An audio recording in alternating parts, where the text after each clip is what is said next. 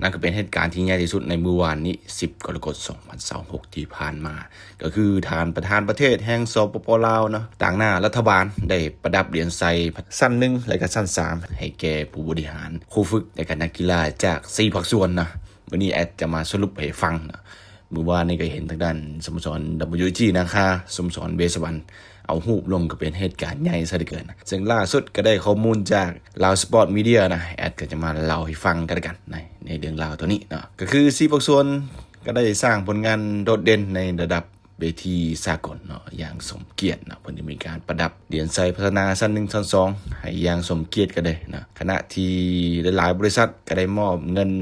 สนับสนุนสุกยู่เนาะมูลค่าถึง3ตื้อกีบเนาะก็คือสุกยู่สโมสรบานเตะ WG นาคา1ตื้อสโมสรบานเตะเบสวรรค์1ตื้อแล้วก็กีฬากระต้อลาว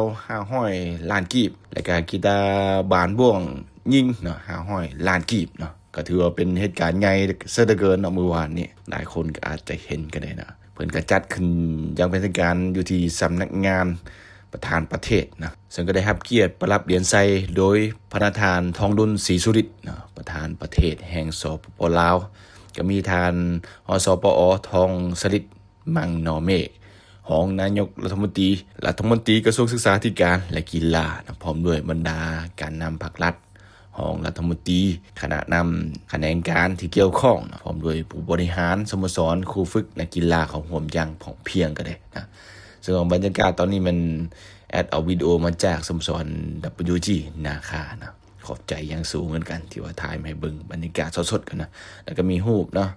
จากเบสบันจาก WG นาคานะซึ่งว่าการย่อๆครั้งนี้เนาะทางสโมสร WG นาคานะก็ในคนอายุเกิน13 ปีที่ว่ารักษามูลเสื้อสามารถป้องกันแชมป์ในการแข่งขันบาสเตะเยาวชนระดับโลกนะรายการไอเบิร์กคัพ2026อยู่ที่ประเทศโปรตุเกสได้เป็นอีก1 สมัยนะติดต่อกันกาที่ผ่านมาหลายคนก็อาจจะเห็นได้แชมป์ไปป้องกันแชมป์ไปเนาะส่วนว่า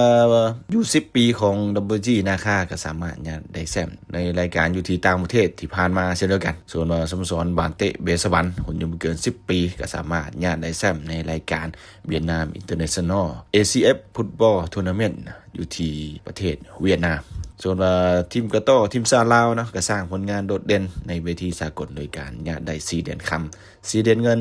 1 เหรียญทองในการขันรายการไซน่าเซปักกะต้อโอเพ่นในการรายการไซน่าเซปักกะต้อโอเพ่นออฟลานสร้างแม่ของคอร์ปอเรชั่น2026อยู่ที่สปจีนนะส่วนอีก1 ทีมก็เป็นทีมบานบ่วงสโมสรบัวดวงอายุเกิน14 ปีที่ว่าสร้างชื่อเสียงในรายการ GOA 3x3 บาสเกตบอลอุดรไทยแลนด์นะอยู่ที่ประเทศไทยก็สามารถได้2 เหรียญคำ2 เหรียญเงินในการ1 เหรียญทองนี่ก็เป็นบทสรุปเนาะการประดับเหรียญไซพัฒนาสั้น1และก็สั้น3ให้แก่ผู้บริหารครูฝึกนักกีฬาจาก4 ภาคส่วน